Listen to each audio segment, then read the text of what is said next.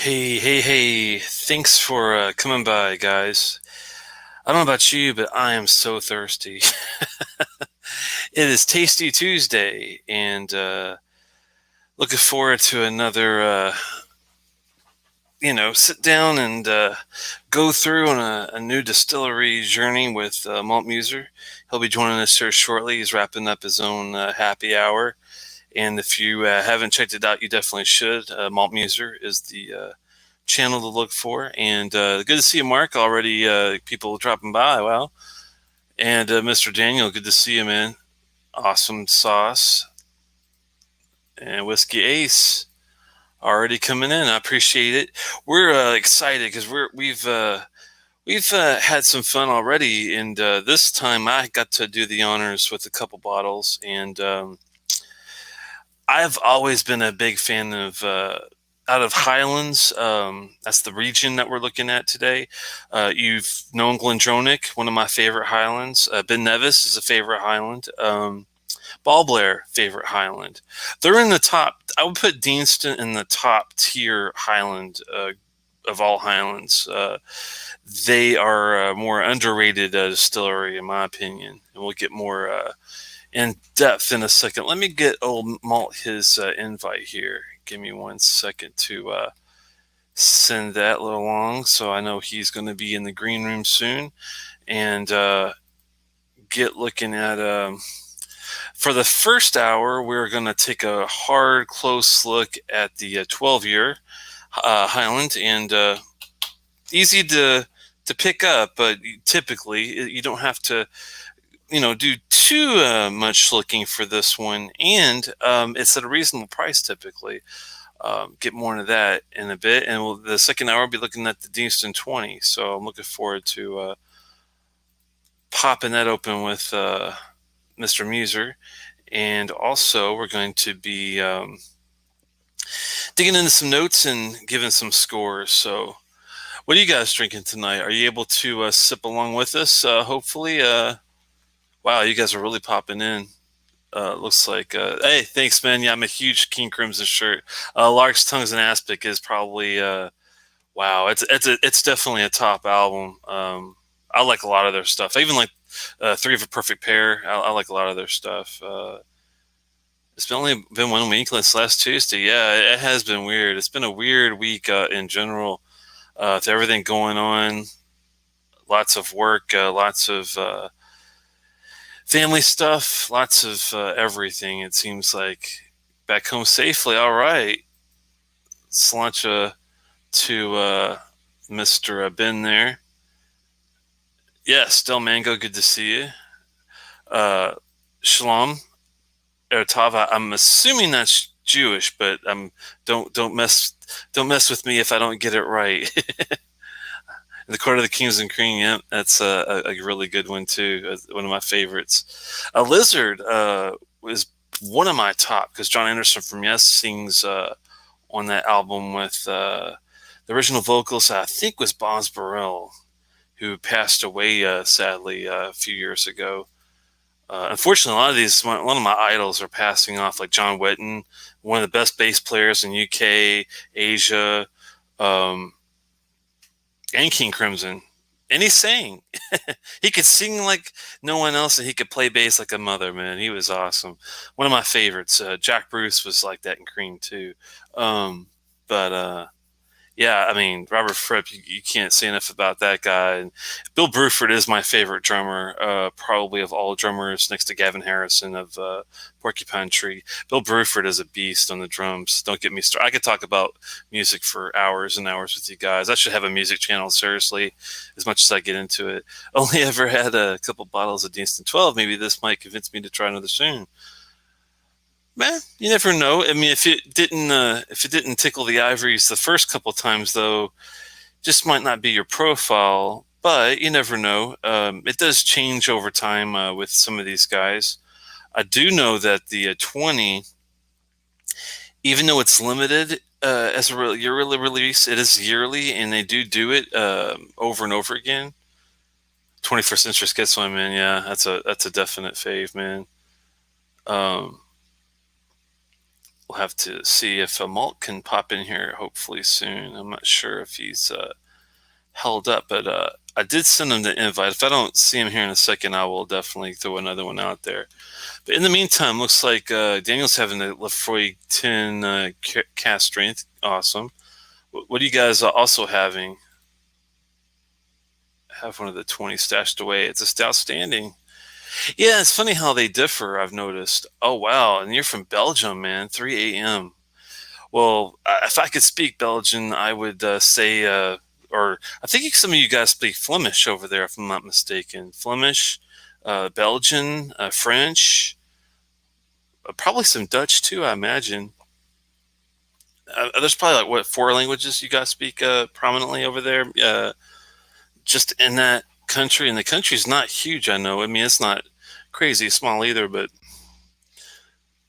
you know how it goes. Well, speaking of crazy small, what's up? Telex. Biggie Smalls is in the house. I could never claim such fame, but how are you, man? Pretty good. Sorry to catch you mid-sipper. You're not sorry. Sorry, not sorry, Reese's, right? Hashtag sorry, not sorry. Yeah. Glad to be back, man. Glad to be here for Tasty Tuesday after a week off. Good to see you. I can imagine. You too, man. It's been an up and down, busy but yet decent week. It's been just eventful, I guess, is the word for it. Eventful is a good way to put it. Yeah. And looking forward definitely to getting into some Deanston.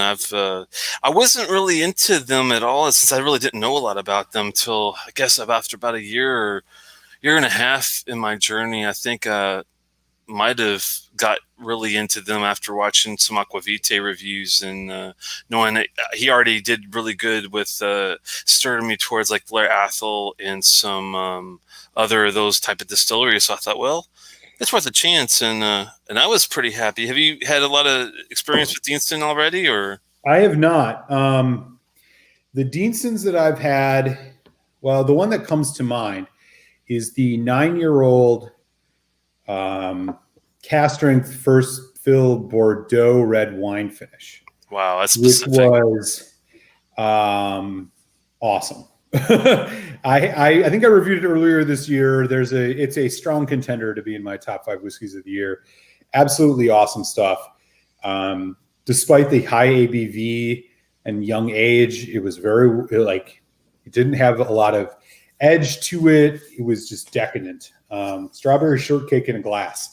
Oh wow, that sounds awesome. I really loved it. I haven't had that one, but if I did see it and if it wasn't like $300, I would pull the trigger on it for sure. Yeah.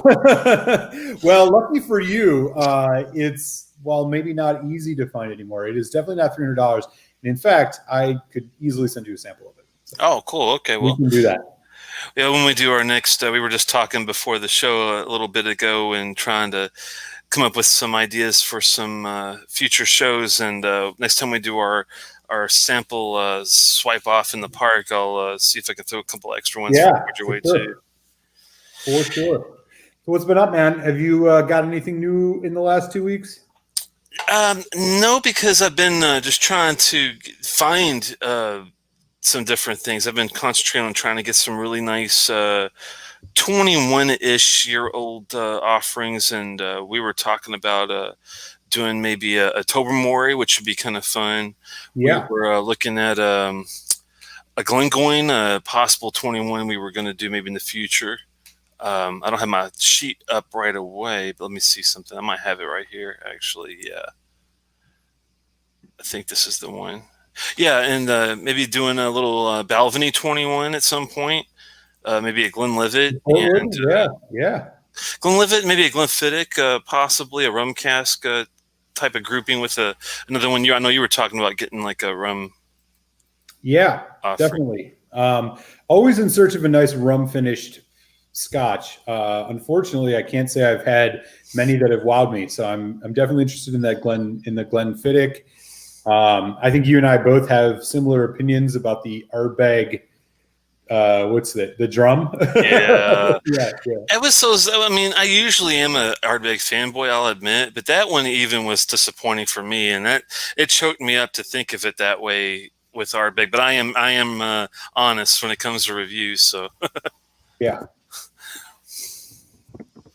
But well, I'm gonna get this. So we're gonna do Deanston 12 first. I have one Glencairn here at my satellite location, so I had to go rinse it out and wash it thoroughly. But I am going to get this Deanston 12 in the glass, and in the meantime, finishing up a little Wild Turkey 101. Ah, nice warm up. Can't go wrong with the turkey.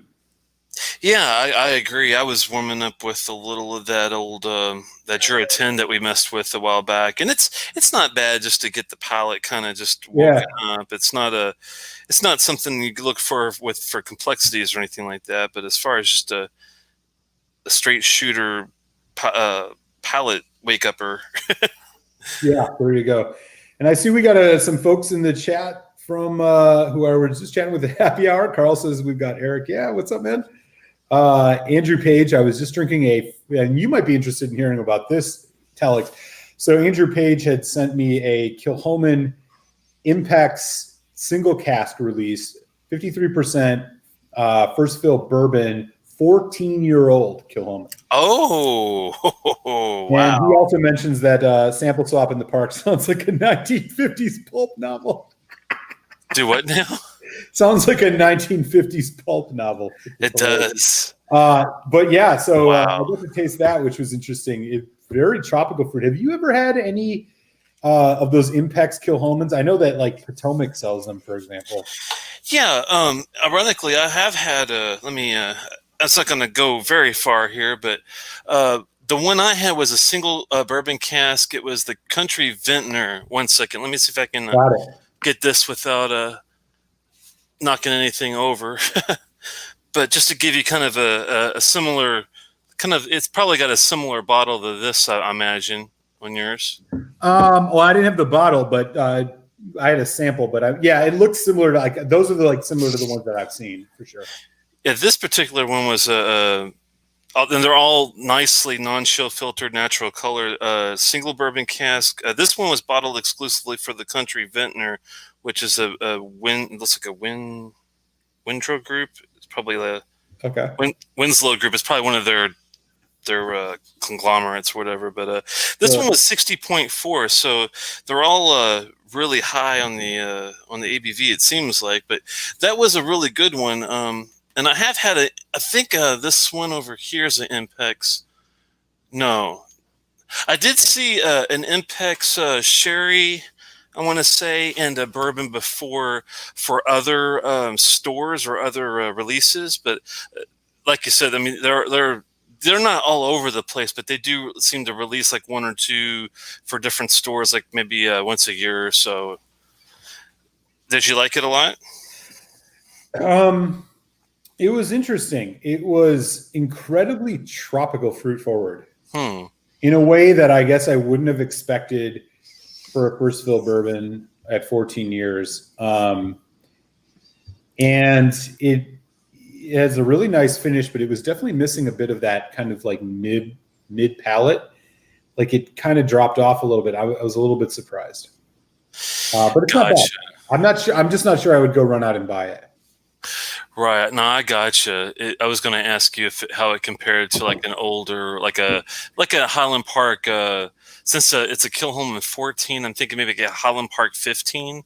If you could compare it to like a Highland Park 15, if you had one of those before, because it's kind of a tropical feel, but it does have that mid. Almost think of it as mid-range in music. It has to have that mid-range to give it some substance. Yeah, this one seemed it kind of dropped off a bit there, which is interesting. But gotcha. Well, I'm glad you had a chance to try. I've never got a chance to even have. I think an older than 10 is probably the max on a lot of their regular releases, and even some of their one-offs on the side. Right. Nothing age stated out. Right forward 10 to 12, 14. I know they have them out there. They're rare, but. I'm glad at least someone's got to taste one. Damn it! Speaking of tasting, somebody in the chat, Disappear, said, "Christmas Scotch for myself, please. Not sweet, not peaty or smoky, and not oily. About $100 Canadian suggestions." Okay. Christmas scotch for yourself, not too sweet, not peaty or smoky. I would think a nice sherry bomb sounds good to me. And if you want it for 100, what's the rate right now? Let me look and see. Glenallachie 15 would be an interesting choice. The other thing I thought was Craigellachie 13. Let me see what the exchange rate is. One US Yeah, dollar for Canada, I'm to not even Canadian. I'll tell you in a second. It's 130. One US dollar is $1.30 in Canada right now. So it's going to be 30 cents to a dollar. So let's say if it was 100, it would be what? That makes it easier. It's 130.20 for 100. So we're talking like, I think he's wanting like 75 American. Let me see. 75 American is $98 Canadian. So 75 bucks. That's sherry. What can I get that's sherried for 70? I mean, if you were in California, you can get an Ugadal. Yeah, right. Well, he says he doesn't want peat. Oh, that's right. Never mind. Yeah, my suggestion would be like if you like sherry, look for Glenallachie 15, which should be right around $100. It's a little on the sweet side, but the other one would be Craigellachie 13, which I mean it's not very sweet. It has a good no, you're right. It. It's a good fruit spicy mix. If you do like spice, I would lean towards the Craigellachie 13. I think you nailed it. If you lean more towards the fruit, what was your first? I said Glenallachie 15, which 15, is the Oloroso PX, but the PX seems muted on that. Like I felt like the spice was really high on the Glenallachie 15. Other good sherries that are not peated that I've had, the Glenmora 15 is really great price. Yeah, and it's a 15-year-old and it's sherried and it's not peated, so that's a good option. It's not the best sherried whiskey, but for the price and for what you're getting for the little more refinement, it's actually not bad. What's another good sherry straight out of the box, man? Oh, not sweet is hard. I mean, the other one was maybe like Old Pulpy 15. That still seems sweet though. Well, see, to me, like if you said a sweet dram, if you Loch Lomond 18. If you were looking for something sweet, then I would gear you towards like a Ball Blair or like a Dalwhinnie. Those are the really more sweet. Like I know what you're saying. Like Old Pulteney to me though is one of those where you could go. It can be looked at as sweet, but it's got so much maritime brininess going on with it. It's almost like it's balanced so well that the sweetness doesn't like. It's not cloyingly sweet like some of those other drams like that. That Twisted Tattoo was on the sweeter side to me. Oh yeah, for sure. That was is that a peated one? That Twisted Tattoo? I mean, insofar as Highland Park is peated, yeah, but I don't remember it being very peat forward in any way. If it didn't have peat, that would be a great one, but that might be too sweet. That's the problem with the vanilla side of stuff. But yeah, I was thinking like Craigellachie 13 might be. Yeah, Open's got peat though. 18-year-old Glenlivet. Okay, Glenn. That's what he's saying that he likes that type of that vibe. So I would, I think you had some good options there already for malt. He really liked the Open 14. Much like the floral stuff. Dalwhinnie 15 is a really good bottle, I think, for that price. Dalwhinnie 15 might be a good choice. Really like the Tamdhu 15. I love that Tamdhu 15, man. I know a lot of the real high-end guys don't appreciate it as much because of I think it might be not low ABV, but lower. But to me, you don't have to have cask strength to be a great, whiskey with a great taste, good finish. I thought it was really perfectly balanced too. Like you said, not too sweet, not too savory. Bunnahabhain 12 is a good choice, I have to say. Hey, good to see you. There's not a lot of peat in the Buna 12. I mean, like you could probably pull that off. He thinks sweet and smoky are the worst, so definitely don't do an Ugadal then. That's for sure. Yeah, stay away from anything from Ardbeg. Yeah, I think the Bunnahabhain 12 was an excellent option, and Dalwhinnie 15 too. Yeah, I think those would do it. All right. I guess we should pop a little sample of this thing and see. Yeah, man. What's the tail of the tape on this? We're getting into Deanston tonight, y'all. Deanston 20 and Deanston 12. I got the Deanston 12 poured, man. What's up with this? Yeah, the Deanston 12 is one we're going to start with, and presentation is absolutely outstanding. I mean, this is one of the best bottlings for a 12 that I've seen in quite a while. They don't hold back as far as they give you they go for like the stamped look, which I kind of like. It's kind of like a warehouse, and they give you their typical color nose palette finish deal. I won't go into that. It's 46.3%, which I think nails it. Great ABV out of the get-go. It's got a 12-year statement on it. It's not chill filtered. And I don't believe these guys do coloring, even though they don't talk about it on their bottlings. Let me see if I see anything about coloring. If you guys already know that they definitely do not color, please feel free to pop it open. But these guys have been around only since this came from a mill basically in the 1700s. They bought it and turned it into a distillery into the mid 60s. Didn't start production until the late 60s. They didn't really get going until the 70s. So this is really a younger distillery. 71 is the first single malt that they turned out. It was called Bannockburn, which doesn't exist anymore. But these guys have not been around as long as some of these other ones that are very well known. But it goes to show you don't have to be around for 200 years to make a great whiskey, I'd say. This one is going to be ex-bourbon, pretty much straightforward. It's unchill filtered and aged in ex-bourbon cask for 12 years.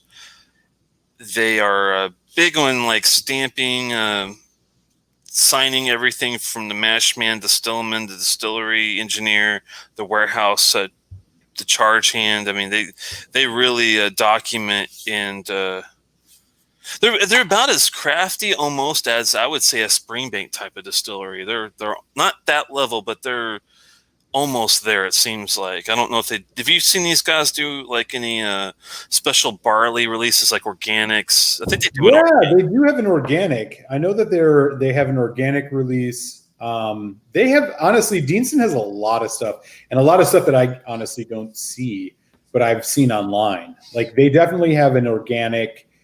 They have a virgin oak, which is an NAS. Oh yeah, that's a great lower end of things. Yeah, they have a healthy amount of stuff. That virgin oak is a great entry level bottle. And a bunch that are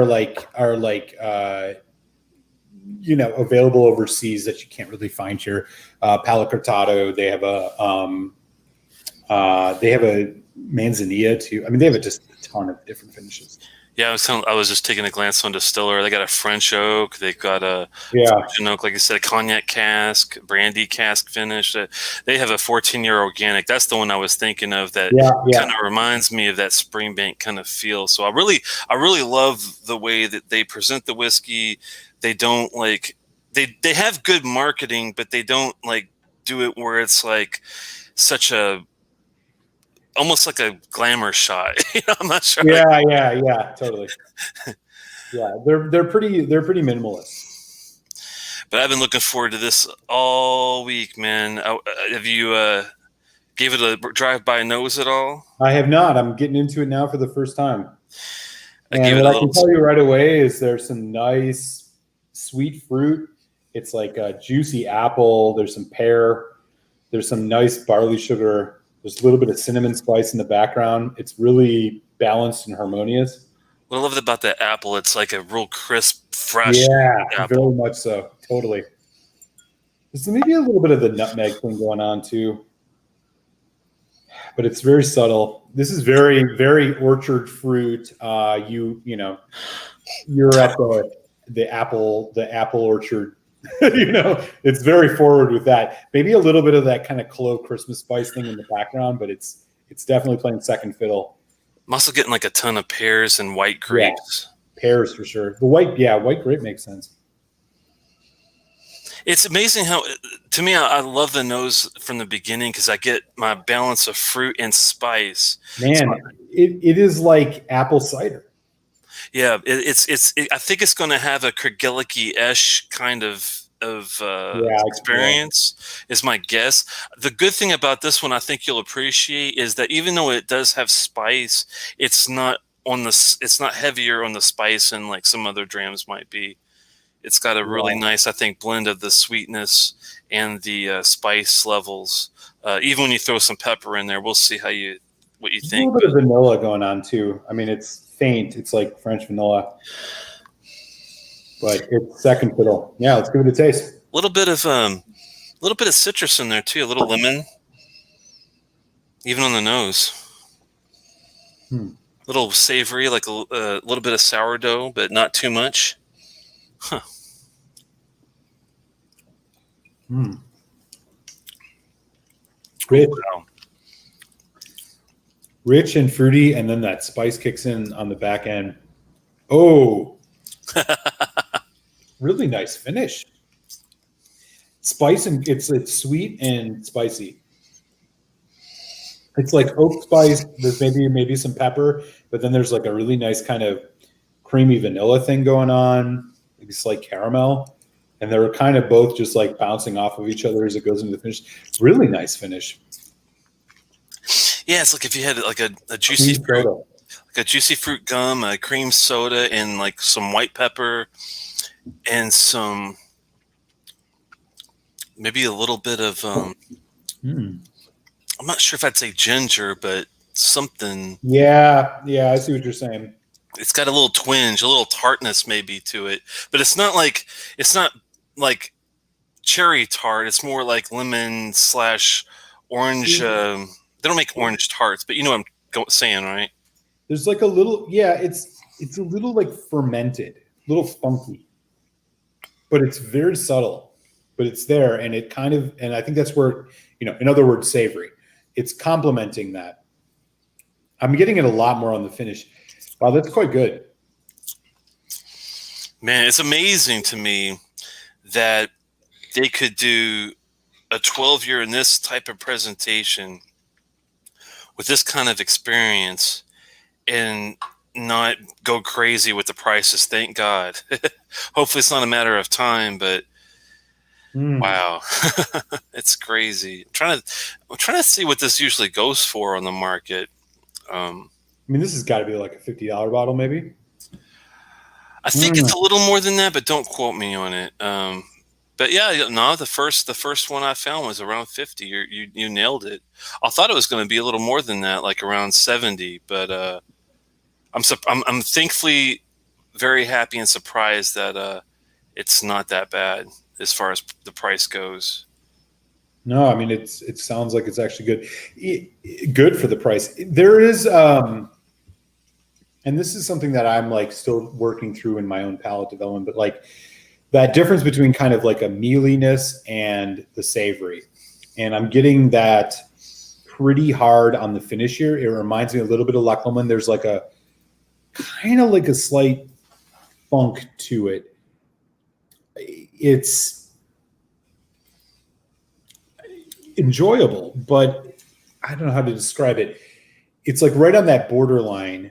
Like it's almost like a little seaweedy, like a little, kind of like fish sauce. If that makes sense. No, like a little bit of it on the end. It's not assertive, but it's like rounding out everything. If you narrowed it down like as a statement, would you call it vegetal or would you call it herbal? Which one would it be more? Was it more herbal or more vegetal to you? More vegetal. Okay, that makes sense to me. Yeah, it does have a vegetal undertone to it.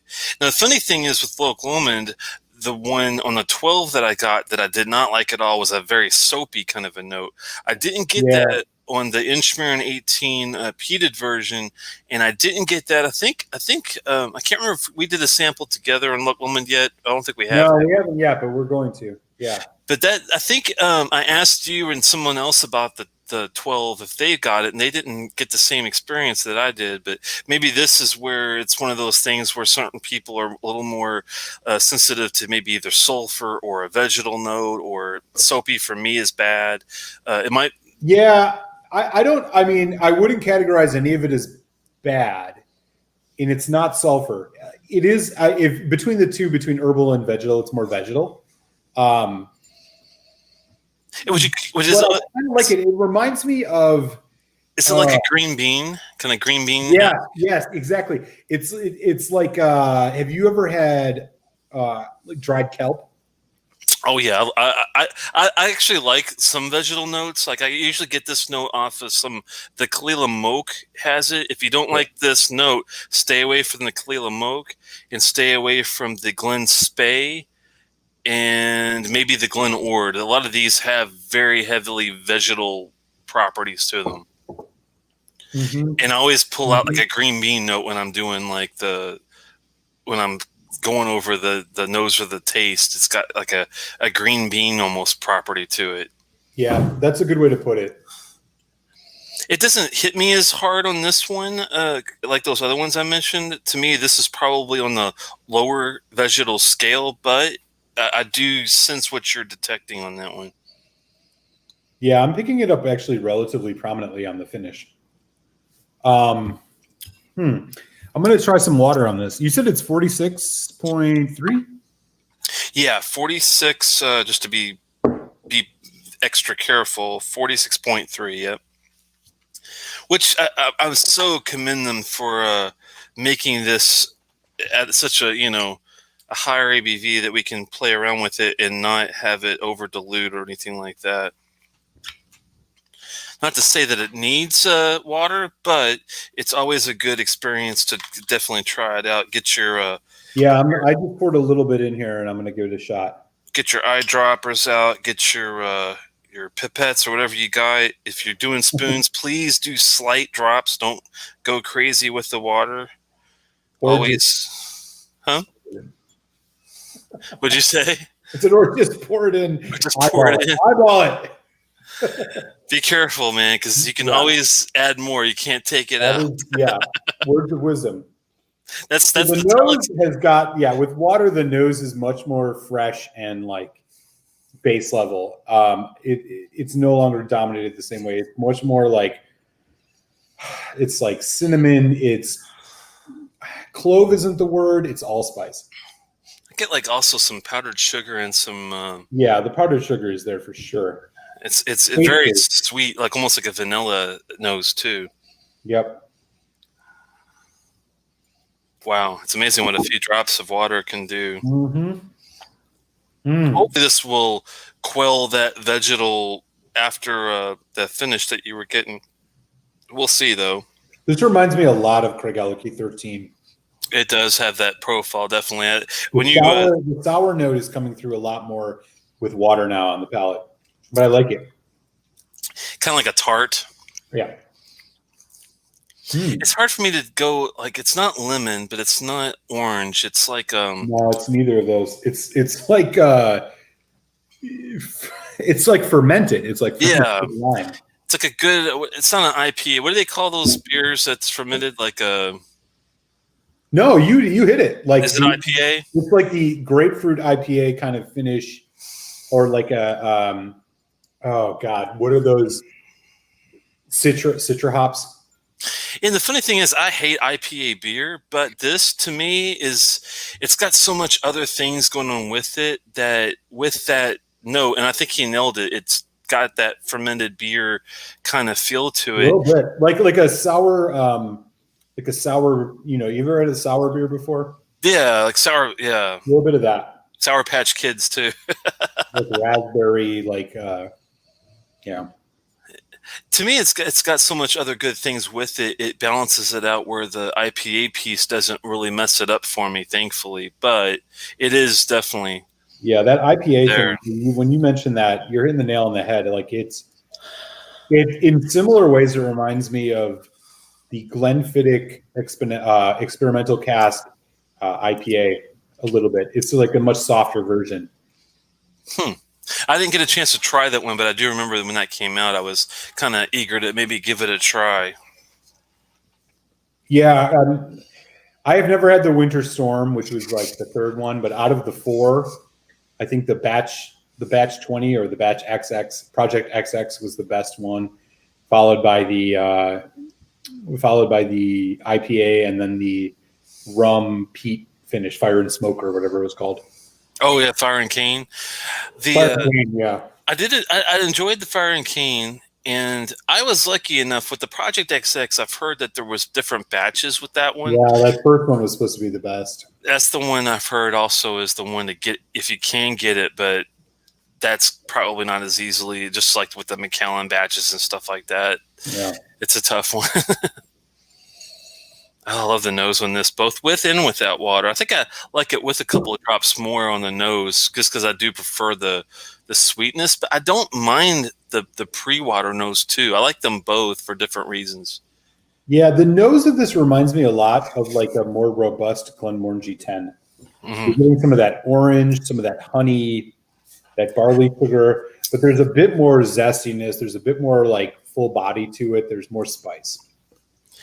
Yeah, not to knock the Glenmorangie 10, but to me, this is like way better as far as the profile. Yeah, I hear with you. The base juice. You're right; it does have that base juice. There's just much more spice. Yeah, the spice definitely, and the fruit levels are a little higher on this one. And I think you know that. I think if I was going to try to think of a dram this reminded me the most of, it'd be two. It'd be either the Craigellachie 13 or the Glencadam 13. I think this is on the same wavelength. I'm not saying one's better than another because I haven't had the Glencadam 13 in quite a while. And we're going to be taking a look at that down the road later. But we are. Yep. Huh. Yeah. I just love this profile, man, with the water on the nose. It's insanely good. Yeah, for predominantly ex-bourbon, you're really into it, which is cool. This is going to say a lot. This one, to me, like if someone's asking for me for a Highland that likes sherry, I'm going to steer them towards Glendronach. If someone's looking for a Highland that likes an ex-bourbon cask, I'm going to steer them towards this guy, I think. There you go. I think that's the way to go when it comes to Highland people coming over from Bourbon Land or from other whiskeys.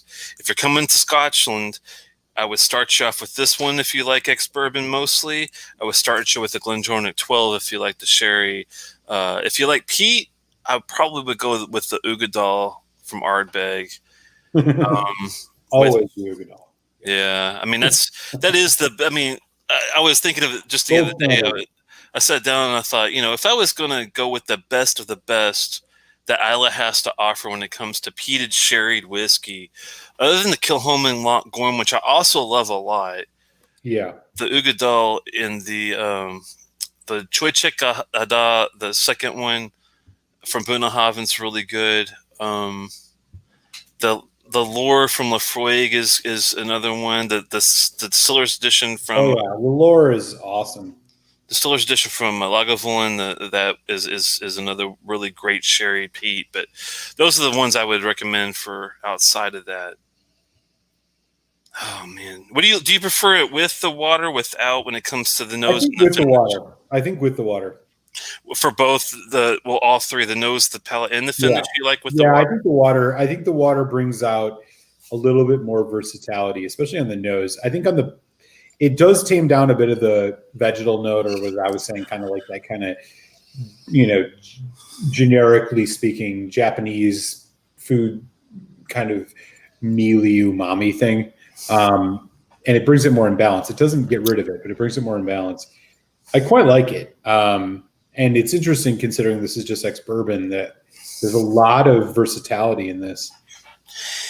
It's funny. I think maybe that's why they did the 0.3, is to give it a little room for a couple of drops with water and still keep it at 46%. Right. I mean, seriously, why else would you do a point something on your 12-year-old unless you were fishing for something exact? I think there's a lot of science there's a lot going on here.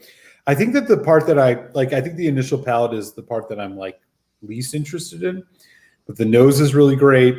It develops really well. The finishes really well. I mean, I'll be honest, for me, this is like, for a 12-year-old whiskey at what would you say, around $50?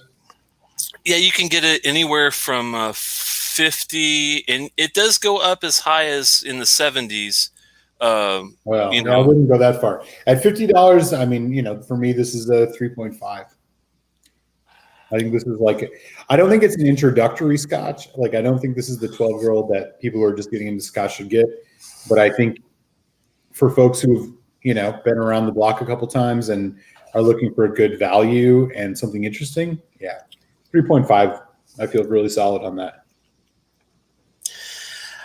I'm not disagreeing with Malt. I think I might score a little higher only because this is like, I'll, I guess it's tough for me because on one hand, if you're introducing someone to Scotch, you don't want to overdo it, which I think is why you're saying maybe not do this one right away. But on the other hand, I don't want them to give them like a Glenmorangie G10 and be like, is this really all there is? It's kind of it's a very tough one. I'd say if you know that your friend or colleague or whatever has a profile that can a palate that can handle some spice, this is definitely where I would send them. If you're not sure, then it might not be a great first. But to me, this is the quintessential 12-year-old. Like I said, for not a sherry, I would go definitely Glendronach 12 is like my top for that. This would be my top for ex-bourbon. I'm going to go with a 4 out of 5. I think on this Right one. on. Yeah. It's really hard for me to knock it too much because I mean, I always more age, and I have the 18, and the 18 is a really well done. That's the ex-bourbon one, the 18, right? Yeah, and it's like this, but it's more refined. It's got that age you're looking for. It doesn't have that vegetal funkiness. It's a little, but it is more of a typical ex-bourbon profile. It doesn't have the spice level that this guy has. But it does have some really nice, more thick, more in the bourbons, the butterscotch, the molasses, the toffees, the caramels, maple note. You're getting that maple note on this at all? That maple syrup note? No, I'm saying the 18 has a well, lot. I'm saying on the 12. Are you getting that maple syrup note? It does have a. It does have that nice, thick kind of a sweetness to the side of it too. But I'm gonna. It's tough, but I do think that if I'm not factoring value in, and that's also something I'd typically try to keep out. But yeah, I think it's a very one of the top 12s that I can think of that I would offer people that like if I had a friend that was already into lots of bourbons and knew some Scotch, I definitely would give them this one. One of the very first ones I would offer comparatively to many other things. So yeah, for sure. But I'm glad you did like it. I mean, for I'm enjoying it quite a bit. It's reminding me why I need to get a bottle of this for sure. This is good stuff. I mean, even at 3.5, it's hard to. To be at the price. I mean, the price is contingent for me. Like, if I find this for 50, I'll buy it. It's 65, 70 now. But yeah, it's right there. I have to step away for just a second, my friend. So I'll be right back. No problem. I would go maybe as high as 60 to 65 for this guy, but how much farther than that? That's where I don't know. We're on the kind of on the same page. I think I like it a little more than Malt, but I don't know. I think I had a similar what do you call it? I had a similar first impression with it, like he did. Is that at first I didn't like it as much as I do now. But I'm not sure if it'll grow on him or not. We'll have to see. I would like to revisit it with him after he gets his own bottle and has some time to get halfway down, and then I'm going to ask him to do a re-review just to see what he thinks as far as if it's the same or if it's gone up just a little bit. You never know with some of these things. Really eager to see what he thinks of this next one, the 20-year-old El Rosso. Cast matured, beautiful beast. It's going to be, I have a feeling. I've been looking forward to that dram all week as well. Let me go back here and try to catch up a little bit with you guys. Would you suggest the AHA over a Lecheag 10 black bottle? I have not had this black bottle. I have had the Lecheag 10, and I've had the 18, and I've had a 19. But not specifically a black bottle. I mean, I've had a 10. I do prefer, well, it's a tough one. If I'm looking for sherry, I prefer the Ada over the standard 10. But if I'm not looking for sherry, if I'm looking for just a straightforward, great peated offering that has a great taste, kind of like a Lagavulin 8, the Lecheg 10 is a really good bottle, I'd say. Hope it makes sense. Science and marketing, yeah. Lecheg 10, Lecheg 10 over Struider. Yes, I would go with Lecheg 10 over the Struider. Struider is okay, but it's got kind of a bit of I love the hazelnuts in it, but it's got this like oily ethanol type of vibe on the side. I can't put my finger on it. It's okay. It's not as good as the 12, I think, either, but it's a good for something different from Bunnahabhain while we wait for them to make more 12. I'll put it that way. I'm not sure if I like the Ada, but it could just be my palate at the moment. It tastes just sort of flat instead of rounded. Did a side by side with it with the Oogie. Yeah, I mean, the Ada is one of those that does take a little oxidation. So please give it time to open up. If you didn't, if you did if you did a pour and then shoot out right away, that might be the reason. If you do a pour, let it sit out for 15 minutes, at least 20 minutes, and then do it, that might make a huge difference with the Ada, but we'll see. And the Arbig blew it away. That might be the reason. Let me see what you think about time, Andrew. I'm just curious if you gave it a little bit of thing. What is a 100-year-old bottle worth? Depends on the distillery, really, because a 100-year-old bottle from Gravon is not going to be near as worth as a $100-year bottle from Macallan. So there you go. I feel like Glendronach would be a good segue from a bourbon fan who doesn't know what they like too. Yeah. Good to know here. Uigeadail and Choi Chickaha is the same price. Uigeadail is my favorite Scotch, hands down. I do not have my own Oogie yet. Wow. But I know Ada is a limited release. Yeah. That's the thing. Not saying it's going to be better or you're going to like it more, but definitely give it some time if you didn't the first time. And that was, I think, was for Andrew. Let's see what he says if he already did. I think that Bunnahabhain may be limited, so it's still worth checking out. Always fun to compare. Yeah. My brother had Uigeadail already. It's number 2. Oh, wow. I think I'd still want to buy the Ada before the Uigeadail, but Uigeadail will be on the birthday. Yeah. I would still get a bottle of it. Thanks to the info, bottle is about half full now, and I think I will let it sit for a while. If it's half full, and did you when you poured it, did you let it sit out a bit before you tried it? Is my question to you. What's what's disappointing to you, DHS Dustin? What are you sipping? I'd say I hope you're not sipping the Lagavulin 25. And if you're disappointed with that, man, that's pretty scary. Let me bring back old Malt in here. Hey. I was just going back through some of the old comments, trying to catch up with them, and they were talking about matching up the Choi Chickaha with the Arbig Uigeadail, and I was just saying that I did love the Ada as well. It just took more time and sitting out. It needs oxidation to get better, but we'll see how that goes. Looks like Lost Cause did not like the cake too much. I have the cake. I got to get you a sample of the cake. Yeah, the cake is meh. Oh man, right now. But we gotta do a tasting of it. We'll do a tasting. Yeah, that's sad that it didn't tickle the ivories the way it's supposed to have. I mean, it happens though. Interesting. It happens though. Mm-hmm. Let me see what he said. Tend to rush NAS bottles. We'll take our commission and try. But yeah, because even though it's an NAS, I'm telling you what, that Choi Chickaha has got to be. I mean, I'm not saying it's 15 years old or anything like that, but I think it's not 4 or 5 either. I think it's 8, 9 years is my guess. Because why else would they not put a? What do you think? Do you know? I mean, you've had both. So what would you say the difference is between the Choi Chek and the Choi Chickaha? Oh, huge difference. The original Choi Chek has no sherry involved with it. It's a Got straightforward it. peated dram that reminded me a lot of the Lagavulin 8.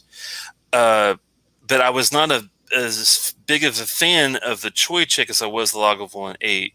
So the Choi Chick to me was a little younger, a little rougher around the edges, not my style. When I did the Ada and I tried it, I was blown away about how better it was to me than the first one, and how after some oxidation, I thought, well, if I can't have an Ugadal, that's like the next best thing to me. Yeah. Next to maybe like the Krogvona was another pretty decent peated, um, thicker molasses root beer esque type of dram. Um, it's hard to find something comparable. Loch Gorm, Kilhoman has that kind of vibe to it, but those are the only ones I could think of off the top of my head. Maybe the Glen Scotia 15, but um, having that profile. But I think the 15 doesn't have any cherry, right? Which one? The Glen Scotia. No, it's all ex-bourbon apparently. That's But boy, that's if you taste it, you're gonna definitely think there's ex-sherry in that. blows my mind every time you say that. Yeah. No, that the Glenfiddich 15. The fact that they claim there's no ex-sherry in that, I almost feel like they're lying. I mean, not that they are, but holy Christ, like that thing definitely tastes like there's sherry in it. Here's another one that's really, really good. I have had this one, the 10-year PX finish. It is limited. It's probably hard to find now, but man, wait till you get past that neck pour, Carl. You're going to be in for a big treat. That to me was actually better than the 20-year-old Oloroso when I had it. The 10-year PX is no joke. It's really damn good. If you don't mind a sweet dram, that's the catch. You got to, not mind a PX finish. Yeah, DH Silf too. Yeah, exactly. I feel the same way, man. The Glen Scotia 15 especially, which says it's all ex-bourbon, I have a hard time believing that, but that's what they say. I mean, the 18 is 2 years PX or 3 years PX after 15 years ex-bourbon. Like they're explicit about it, but man, that 15, jeez. That's crazy. Yeah. I still blows my mind every time thinking about that. Speaking of, I'm going to put this 20 in the glass Yes. and get this thing resting. So at the top of the hour, we can get into it. Oh man, this is going to be a fun one. I think. Oh yeah, I can imagine. They've had the first tasting I had was the 12 in the Virgin Oak, and I liked it enough to when I got my first bottle, I went and splurged, got the 18, and really, really well done. And then with this one, not going to give it away yet, but I'm interested to see what you're taking. I'm going to let Malt go first on this one and see what he thinks of it, so I don't gauge his viewpoint. And then I'll tell you when I first had it what I thought, and then after time how it guide, and see if it's similar. I think I followed that. All right. Sorry. I'm going for. I'm just messing with you, man. Yeah, I'll go first. The 20, I think they have. Yeah, what is the tail of the tape on this 20? Give me the rundown. I'm going to go back and see something real fast before we go to that specific deal. 1 second. Almost there. Here we go. Now, I remember seeing that they do this on a yearly basis, but every 20-year-old is not the same. The one time they did it, I think a couple of years ago when they released it, it was at a different ABV. It was like this particular one we're going to do is 55.5. It's a cask strength whiskey. The other one was also high ABV, but it was like, let me see if I can find it 1 second. 2020. I had it here a second ago, of course, and then as soon as you think you've got it, then you lose it. But I'm pretty sure it was like really close. It was like 53.5 instead of 55.5. So keep that in mind if you're looking for, one. Yeah, this one, what was a 16, 12. But keep that in mind when you're looking at different reviews and which one is, the one that you think you've got, make sure the ABV is the one that matches, so you're not disappointed by thinking you've got one version when it's actually the other one. Yeah. But going back to this particular one here, I love it. It's got 20 years for the age. We got the 55.5 ABV. This is all Oloroso casks, unchill filtered, all Oloroso, matured in Oloroso cask, unchill filtered exactly as it should be, which they even put on the. I love it even in the box. They even put exactly as it should be. You can't beat that. So this is like literally like a Glendronach 18 Allardyce, but 2 years older and higher ABV, and not fucking around. It's not, and the only thing that I'm wondering how you're going to take it is I'm wondering if it's going to be too much sherry for you, or if you like a real heavy sherry bomb, because you're going to get a lot of sherry out of this guy. Well, I do love me some Allardyce. I'm very, very, very excited to try this. And do you by chance have, and if you don't have it already open, don't open anything, but do you already have any Allardyce that's open that you could pour just a little bitty bit to compare it to? Not where I am right now, my friend. It's okay. I do at home. I have some of the 24 and the 22-year-old Allardyce, but I don't have any here. Oh, it's okay. There's no comparison. That's okay. If I have some more, maybe we can do some in the future. I'll try to save. Some of this is going to go into the Solera bottle, I'm telling you right now. But yeah, other than that, I might save a little on the side. That way we can do a little compare. Because I am curious at how one would rate this against an Allardyce, to be honest with you.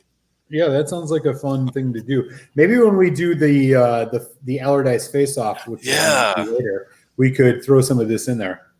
Perfect. That's what I'll do. I'll be careful. And if it's good enough, I'll probably end up buying a bottle. There you go. I've had this resting for about 8 minutes. 8 minutes? 10 minutes? I don't know. You want me to go first? We're basically at the top of the hour, so you can get into number 2 if you want. Let's go answer some more questions. Yeah. We'll let it wait a little bit. Let's give it a few more minutes just to be safe and catch up on a couple comments before, because I want to make sure that it's had enough time to rest. What a taste feeling, get that bottle. Which one are we talking about? Lost Cause on that one. Wow, man, that young. That's. I'm sending you a sample of the cake soon. Okay, good. It'll be interesting to see if I feel the same way.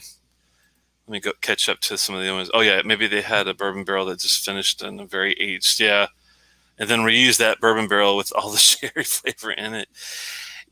You would think that they somehow made some sort of marketing mistake or something, because it tastes so much like there's. I don't want to say there's Oloroso or aged or definitely not first fill, but there's at least some PX or something to me in that Glen Scotia 15, like just a slight little bit. Yeah. Four dummies seem to like the cake. I switch in those guys come times. Well, we'll have to see what we think. Well, you already tried it and think something similar. Take it easy, Carl. Oh yeah, thanks for stopping by from Belgium, man. You're always welcome. And if you can't hang out with us live, definitely get you a glass, pour you a few drams, and sit with us afterward and play it. And that way we can always be around and share some whiskey with each other.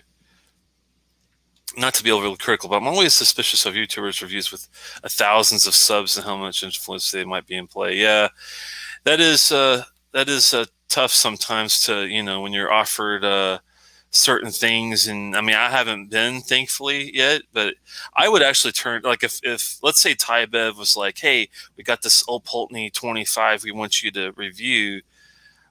I would have to turn it down, because I would feel like that I would feel obliged and obligated almost to give them a proper good review, and I just can't do it if I don't like the whiskey, And I'll be honest with you, I did not like the Old Pulteney 25, so they would be doing themselves a great disservice if they sent me something I gave it like a 2.5. Could you imagine sending me like a $500-600 whiskey, me giving it a 2.5? That would be bad, man. Yeah. No, I mean, you get it. I mean, there's a lot of people that wouldn't do that, so that's good. For them, you said the suspect. Ooh, a lot of ambassadors. Yeah, that's some of the issues that you run into. Would like to hear more of opinions on the Glenwood Cape, but I don't think. Yeah, we'll get to that drama when we do the review. You haven't even done your own review of it yet, have you, Malt? Which one? Of the cake. Taylor cake? Did you already do a cake review? No, I haven't. Yeah, let him get to the review, and we'll give you some more opinions on that one. $100 bottle. That's yeah.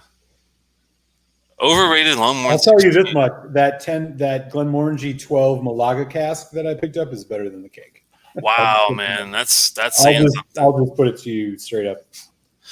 This is interesting. Daniel thinks that the Longmorn 16 is overrated. I mean, I thought it was a decent savory dram. I think I got it for around $100 for a 16-year-old. It's kind of, it's not crazy price. It's not cheap, that's for sure, but it's not. I do say if I'm in the mood for anything sweet, I would definitely skip over the Longmorn 16 because there is no sweetness hardly to find in that dram. To me, it's great, savory, spicy, but that's really all it really was savory and spicy. It was complex, but that was about, Have you ever had the Longmorn 16? I have not. Yeah. We need to get you that. I'm curious to see what you think on that one. What did you think of the Kilchoman Seneg? Did you like that one? No? It was my least favorite compared to generically to Loch Orm and Mocker Bay. You're probably not going to like the Longmorn 16 though, because to me it was reminiscent of the Kilchoman Seneg, kind of a real savory, spicy, but that was kind of the profile, across the board on that one. Sure. We might put that one last for you. In search of samples of Port Ellen official bottles, yeah, those are a tough one to find. You, Mike, are doing great work with your reviews. We try. Yeah, we do. Drinking the 10th release right now. Opened it first. Huh. So we're hitting the top of the hour. Do you do you have any 20 in your glass? Oh, I always pour out early. I did too. I've been ready. You want to share the tail of the tape on this one? Yeah, but basically this is the Deanston 20. It's Oloroso, and it's a maturation. So I guess that means 12 in that would be 12 ex-bourbon, and then the rest, the 8 in Oloroso sherry, or would it be all 20 years in Oloroso sherry? Oh, okay. I'm wondering which. Does it say first fill or? I'm wondering which one that would be. If it's a maturation, then I would think it's 12 in your typical ex-bourbon, and then 8 years in your Oloroso cask. I'm assuming that's what that would be. Tell me if I'm wrong, guys, but I'm assuming that that's the deal on this one. 55.5% cask strength, so get your big boy britches ready. It's going to be a good ride, I think. And, yeah, I'm looking forward to it. It's a nice looking color. I don't think that they color their stuff. I haven't seen the official. I mean, it's natural ingredients: water, malted barley, and yeast is all they put in here, I'm pretty sure. So I don't think they color, and they definitely do not chill filter. And I am ready for a nose, man. Wow. It does. The nose on this is amazing. It has a really good body feel also. Dried fruits. And we're talking dried, like red fruit. There's some dark fruits in there too. I mean, plum, raisin. But man, it's a lot of like raspberry, strawberry. Wow. And then there's a nice core base that is honey, toffee. Wow. It's a really great nose. Incredible. It's Christmas cake. There's some of that spice too, the nutmeg, the allspice. It's like Christmas. One thing I didn't talk about on the 12 that I should have was I didn't bring up the mouth coat. And one thing I like about Deanston's character is they have a medium to a little slightly heavy mouth coat on all their whiskey too, which is a nice change. Yeah. holds legs really well. Like you give it a couple spins in the Glencairn, and it really holds its shape. And No when doubt. it drops really slow, which is a good Yeah. sign. It's at high ABV, I'm telling you. Yep. And they're thick too. Yeah, you nailed it on the Oh, nose. The what a nose. nose, man. There's a nice like vanilla, like almost whipped light vanilla confectionery note in the background that's just like complementing those fruit notes really well. It's like you just opened a strawberry shortcake. This one's got such a thick nose. I'll be honest with you. When I first nosed it, I was almost like taken back by how much Oloroso sherry was on the nose. I mean, Yeah, it's it's a like lot. it's in your face. It kind of reminded me of the Springbank Burgundy when I first nosed that, and that's got like a Burgundy wine kind of cheesecake kind of flavor to Wow. the. What a nose. And this one's got really nice darkness. Your medium. Yeah, it's very similar to Glendronach 21 Parliament, even though that has PX. It has some of that sweetness to it, but my God, it's not as it's definitely brighter and sweeter than an Allardyce, but wow, it's deep, it's complex. I'm really excited to taste this, man. Plancha. It's got a nice roundness to the nose. I definitely get the not just the medium to dark fruits, but I get lots of nice dark chocolate, a little bit of cocoa even. Ooh, It's got you can get the warehouse even off the nose. It's definitely it reminds me as close to as you can get to a Springbank without getting that Dunnage warehouse funk. It doesn't have that, but it does have really nice sherry characteristics on it. wow. The arrival is sort of what as expected. Viscous, creamy, a lot of dark fruit, and then there is a huge spice note, pepper, chili pepper. But what's really interesting about it is that chili pepper note quickly goes into just like this effervescent, juicy fruit, like all sorts of different sweet fruits and kind of sweet bourbon notes just popping off of it as it goes into a slightly drying medium long finish. Wow. Okay. I love the sherry notes on the finish. You get that Oloroso dry figgy, Yeah, for sure. and you still get like some nice black currant like level fruits in there too. It's got your figs and your toffees and the candies, but it's also got your savory stewed fruits too, which I really like. Oh man, especially as you breathe in and out, you get so much more of those juicy berry fruits. Ooh. Okay. I'm gonna put just a dab of water on this. You said this is 55.5? Yeah, 55.5, isn't it? I mean, this is glorious. It does not taste as hot as 50. Delicious. It doesn't even taste as hot as 50 to me. It tastes like right about a 50. To me, it tastes about it like a 50 instead of 55.5. Man, that nose. What a nose.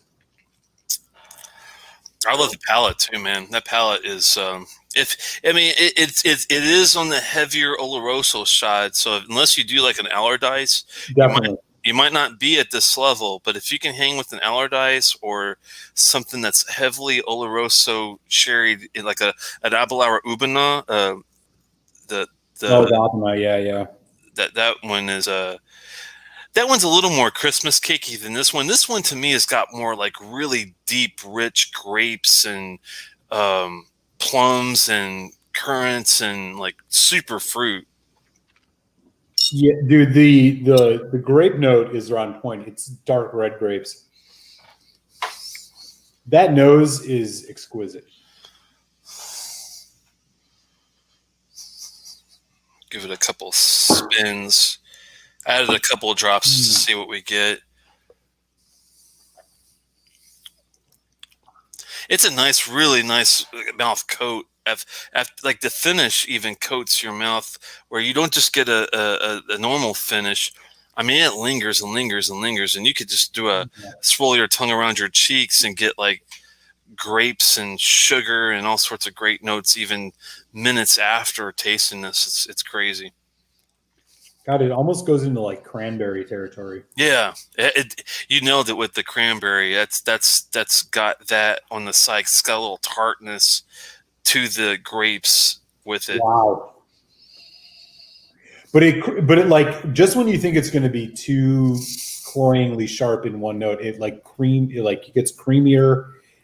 It totally like it evens out a bit, which is maybe what you were saying about the ex-bourbon, or at least just the distillate. It has a nice sweet sugary note, and it kind of like it bounces between tart and sweet, back and forth. Wow, that's really good. I'll be honest with you. When I first opened this, and this definitely is another good reason to always, if you open a whiskey and you're not into it right away, if you can't decant it, at least pour it, let it sit out for a long, long while and come back. Because at first, this was almost too Oloroso assertive for me. But after like a dram or after I got back, I'd say the neck pour, then it just became perfect almost. It definitely takes a little time to appreciate this one. Yeah. Definitely Yeah, not for like any beginners by any means. But if you are a seasoned Scotch drinker, this has got to be on your bar at some point. Any version of the 20-year-old Oloroso, I think you would be good to get. And don't be shy from that 10-year PX. If you can find that one, it's also a definite buy. I mean, anything Deanston I've ever had, I've never been disappointed by anything these guys have produced just yet, I will say. But I don't have my own bottle of virgin oak. I haven't done a lot of the special cognac cask finishes and things like that.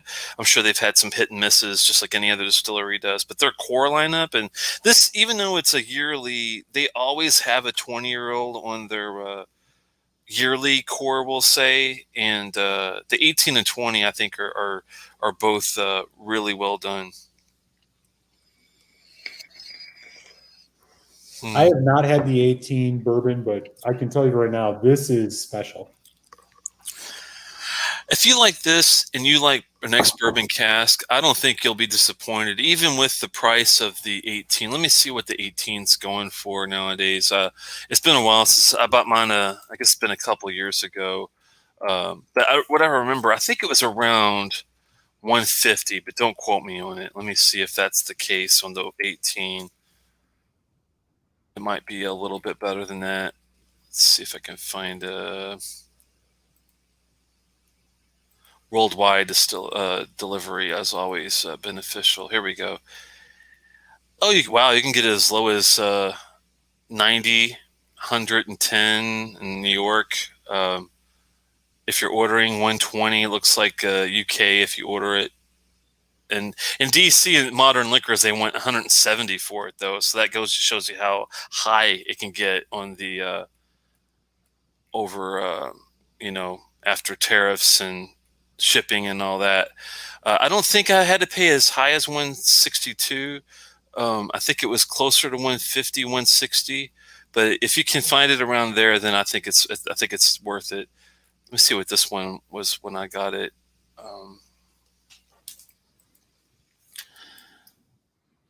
Let's see. Petite Cellars is what I usually go for in Maryland, at least.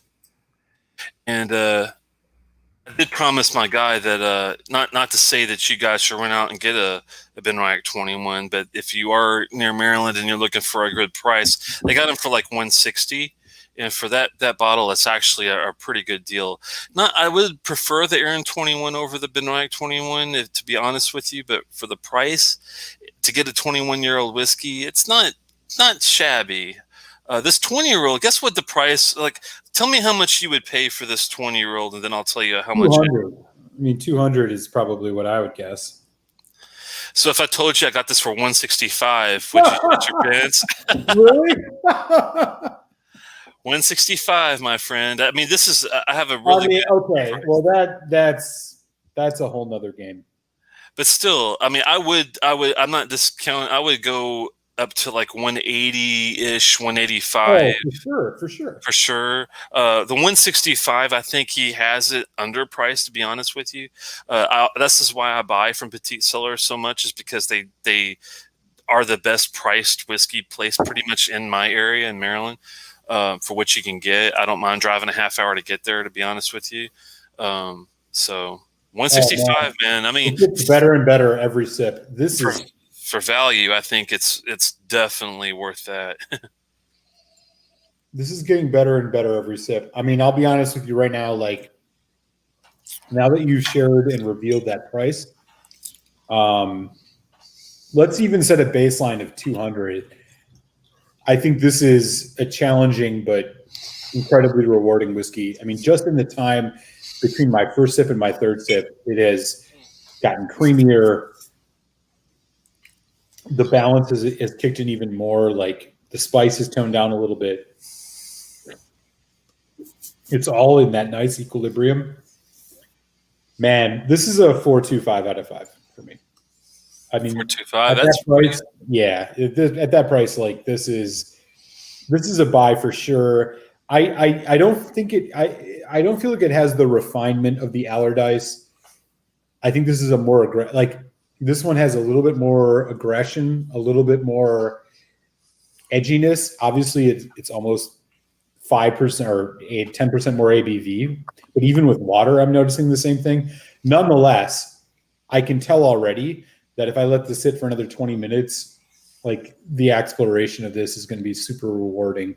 There's a lot of complexity here. This is one of the better, heavily aged sherry whiskeys I've had. Yeah, I'm 4.25 out of 5 on this for sure. It's a tough one for me to score, but I'm really close to you. I think I might give it a 4.5. But one thing that the reasons why I didn't give it a higher mark, because it is one of my favorite 20-plus-year-old whiskeys, I will say. Yeah, it's a little aggressive. One thing, yeah, to me, it does have, and I'm surprised that neither one of us really mentioned it yet, but this does have sulfur on it. It does have this sulfuric back-end tannin thing going on. And it is, I think, because it is such a heavily Oloroso influenced sherry bomb. I think that's the reason why it's got this residual sulfuric thing. If you enjoyed the Macallan second edition, or if you enjoyed like a Benevis 10 distillery bottle, or if you enjoyed even the Bowmore 15 Darkest, you would still like this bottle, because even though it's got that edgy sulfuric note to it, it's got so much really well done fruit and nice sweetness and some savory notes there with the spices and the black pepper and the white pepper. I mean, it's got so much stuff going on with it that little sulfuric note's not going to really off-put you unless you're extremely sensitive to sulfur.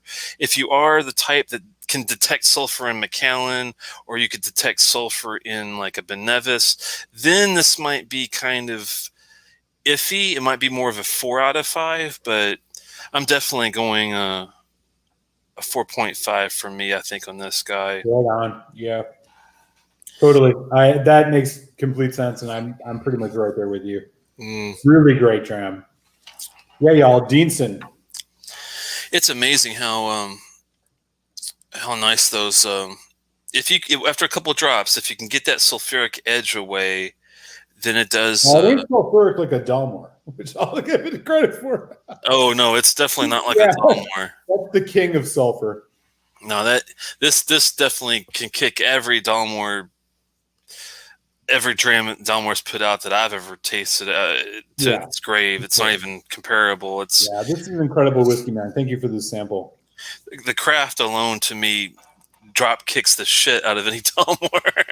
The chill filtration, the great coloring, the craft. They put their they put their soul into it. You could tell when they do this one, and that's what I like. I mean, even though it is a marketing thing, they do their job when it comes to marketing. They don't like over glorify it. They don't put freaking gargoyles and shit all over the packaging. It's tasteful. It's it's well done. So I definitely commend them, and hopefully they will do more. Do you know if these guys, and anybody in the chat, if you know, do these guys do like a fish shield thing? Is that what this 20 yearly release is, or do they have like I noticed when I was looking at some of their stuff, they had like I said, like a cognac cask, and they had some little off the wall Man, I'd ones. love to try some of those. I wonder if they have like any fish shield type releases, or if they ever do that type of thing. I didn't see any fish shield specific Yeah, I don't know bottles. either. I just did another kind of a drive-by. Speaking of, next week, you and I are doing. Maybe you can give a little preview. Those Speyside 12 and 18. What are those all about? Yeah, we're going to be taking a little side look at a distillery that is very well on the sideline. They're kind of like the kid in school that you know it's there, but they never talk, they never say anything, they keep to themselves, and they just they just do their thing. I never really heard of them because their name is actually Speyside, which is a region that we all know and love. Right. One thing that they did smartly change is like the first bottle from them I got was just called the Speyside 12, and that's the first one we're going to take a look at. Think of it as very entry level. There's not really much to it. It's a lot better than a lot of blends I've had. I will say that, but it's going to be an entry level single malt, but better when it comes to other ones that I've had. I think in general, we'll cross that bridge when we get there. They did change their name somewhat from just Speyside smartly, I think, to using the word spey. So some of you guys have probably seen SPEY, and they have a very distinct bottle. It's extremely tall. So I also picked up a Spey 18 year. And they do have a Spey Burn 18, but Spey Burn is a different distillery. That's a Speyside distillery that's ran by Tybev, who also does Old Pulteney and Ball Blair. Spey Burn is not the same thing. This one's either Speyside or just Spey, and they've got some other bottlings out there. I've seen some that just say Speyside and some that just say Spey. They've done one called a Fumari. They've done one called a Trutina. They've are trying, I think, different marketing things to see if any of these newer things take off. By so far, I don't think they really have. But I thought, since I'm trying to do a good 18 or 21 year from every distillery I can, I thought, well, if we're going to take a look at the 12, we might as well get the 18 and take a look at that one and see. And it's 46%, 18 years. It's going to be, I think, both ex-bourbon and ex-sherry influenced. Not a lot of details that I can find, but I thought it's worth definitely a look, because I do see their bottles all over the place typically, but I just never tried any of them. Have you ever tried a Spey or a Speyside? I've not, which is why I'm really excited about next week, because I've never had any of them. So I figured, it might not blow our socks off, but it might. Yeah, it'll be fun. It'll be fun to at least take a look and be able to tell you guys what we like and dislike about it, if any, on both sides. But that I'm looking forward to that one as well. And then we're going to be looking like possibly. We were talking about mixing some things up. I've got an old spreadsheet in front of me, but yeah, for sure. Yeah, Speyside. They're going to be interesting to take a look at. I've heard some reviews on some of their stuff, but reviews are tough to consider because, like you guys were talking about earlier, you never know when some of these reviewers are influenced by ambassador or by some sort of deal. It's really tough. So I'm not going to say whose reviews I've seen on them and if they were good or bad and that kind of stuff. But there are reviews out there to take a look at. But this will be the first time I think of any of us, as far as usual whiskey tubers, have ever looked at it. So it'll be kind of fun. It's gonna be fun to take a look at. It's that one's more for I don't see Dustin or Stephen Connor going out and buying it, but I do think that I do think it's great for people that are getting into Scotch, knowing, especially when you're talking about price. It's really hard to shell out hundreds of dollars on bottles when you have no idea what, you're getting yourself into. So this one might be one of those good ones. Like this Deanston 12 is a perfect example of 50, $60 and knowing you're going to get a damn good 12-year-old whiskey out of it. With the Spey 18, hopefully we'll be able to tell you, hey, it might be one of the cheaper 18s and it might be, but it might be worth the cost and worth for some notes and things we get out of Yeah, it. We'll cross that bridge later on. definitely. It'll be All right, fun. man. I unfortunately got to sign off a little bit prematurely tonight. No, I understand. I know you're still probably dealing with all the time changes and Yeah, all a the little bit of that, craziness. and yeah, I'm still working on East Coast time, which is annoying, but I'm going to enjoy the rest of this Deanston 20, and it's great to be back after our week off. Definitely. We'll catch you guys next week. Telex, thank you so much, my friend, and yeah, until next week, man. We'll be in touch. Launch everybody. Everybody stay safe, be well, wear a mask, don't get COVID, all that jazz. See you, man. Be safe. Yeah, you too, man. See I'm glad you got to stop by there. We'll keep it up just for a little bit. But yeah, it's going to be a fun deal to take a look at that on the side. I've got sadly, I switched computers out recently, so I had to completely redo a bunch of files.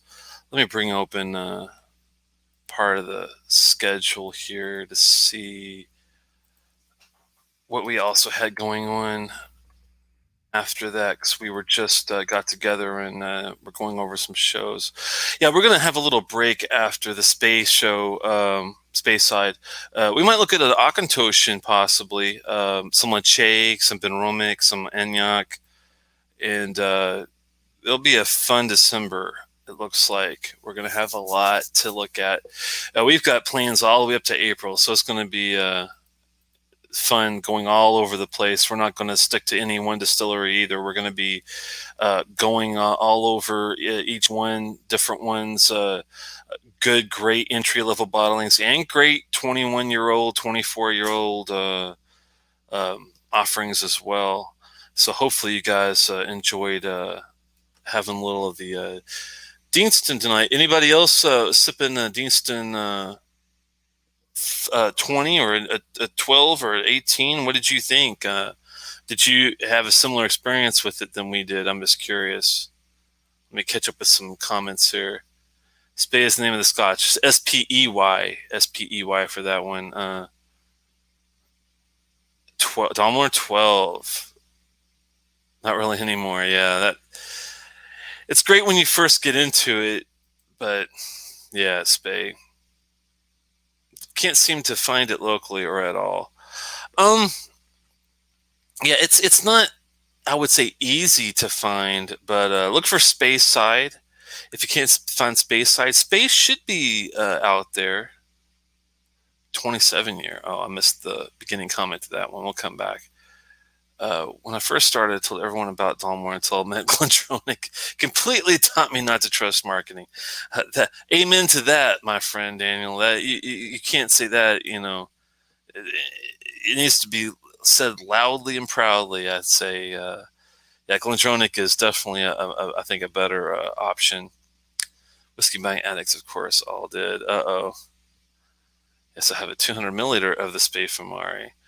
What was your take on that? I have heard reviews. I've heard positive reviews on it, but I'm also eager to see what other people think too. So spill the beans if you don't mind, Ben, on what your experience was from it, or unless you haven't opened it. If you haven't opened it yet, open it with us when we do our show, if you don't mind.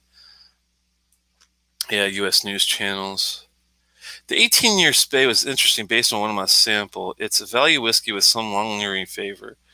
Well, we'll definitely catch. We'll be taking a very detailed look at that soon.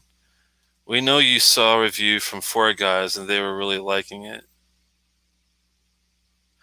We know you saw a review from four guys and they were really liking it. I've never seen anybody review the 18 Spey, that's for sure.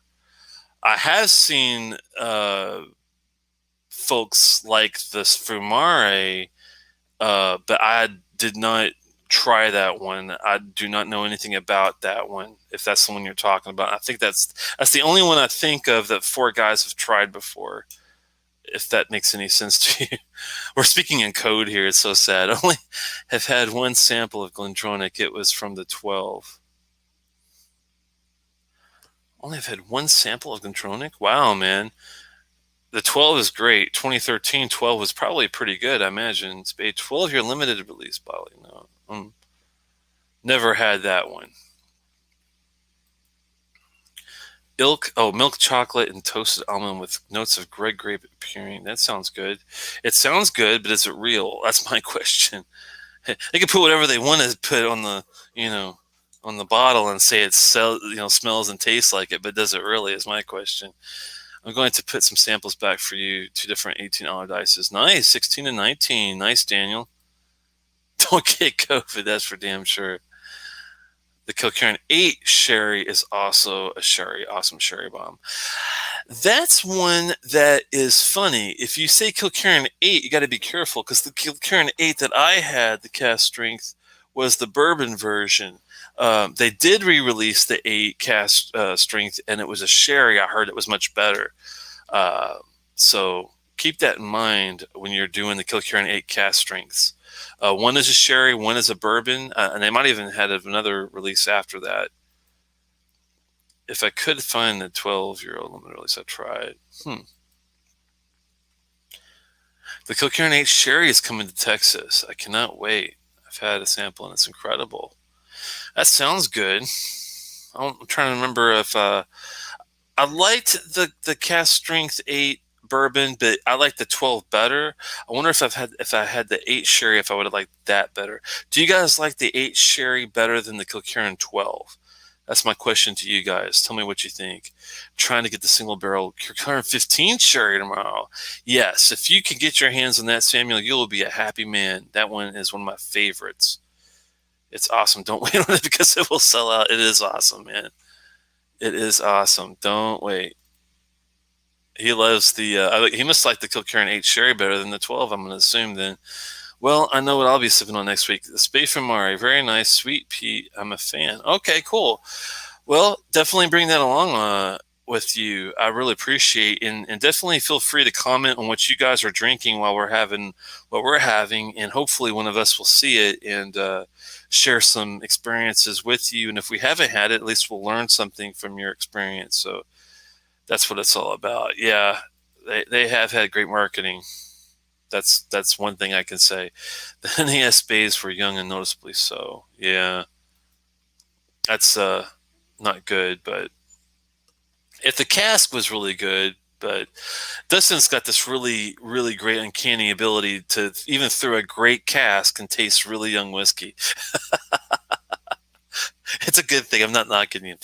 I have already loved it. Still love the Kilkerran 8 bourbon. But yes, the shop owner has me covered as soon as it comes in. Nice. Did not like that Kilkerran 8 at all. Applies to both. Wow. I did not like the bourbon as much as the 12. I liked the cast strength only with drops of water. I think without water, it was not a great whiskey. With a few drops, though, I thought it did open up and was pretty good. Never tried the sherried version, though, so I would like to give it a try at some point just to see. I think I'll like it better than the bourbon straightforward one, but we'll see. Just realized I was 6 minutes behind somehow. Oh, no, that's not cool. Well, hopefully you got caught up there. I wouldn't say the sherry version of 8 is better than the bourbon. It really depends on your taste. may prefer the bourbon. Interesting. Okay. How about better than the 12-year-old standard? Did you like it better than the Kilkerran 12? Either version. Has anyone liked a 8 cast strength, whether it be sherry or bourbon, better than the 12-year-old? I'm going to guess no, because I like the 12-year-old very, very much for what it is, even at a lower ABV. I'll need more than 2 ounces to decide between the 2 cast strength Kilkerran bottles. Yeah, good point. I have the bottle of the Kilkerran 8 bourbon, none left of the sherry sample. The NES did have some flavoring added on them that helped. You might like them, but won't be impressed. Flavoring. When you say flavoring, Dustin, are you saying that they added something that wasn't via a cask maturation or some sort of regular infused change on the craft? What kind of flavoring would they add? That kind of makes me nervous, but I'll have to see. Wasn't a fan of the Kilkerran Sherry 8 either, at least on first taste, but it was Buddy's bottle, yeah.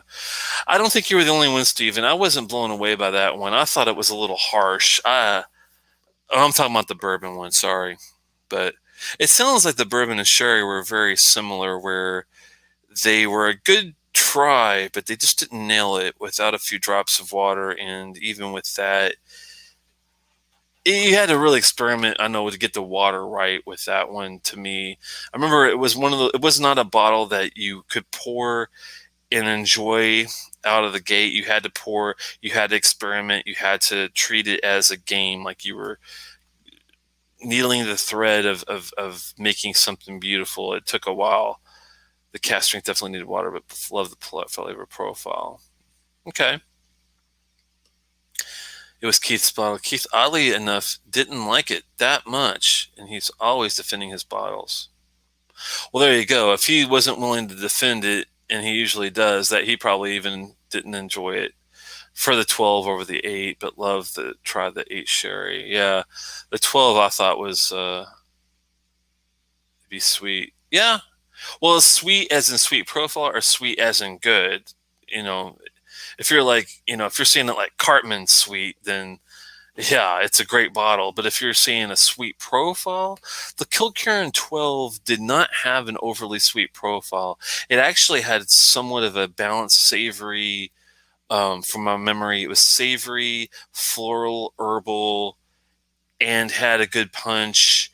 It had a little bit of everything to really offer. I thought it was well balanced. I think it's a great whiskey just out of the gate. In 12, it doesn't take time to, no, just flavoring from cask, AAP or sherry, a good cask, but not so much good, but active cask. Okay.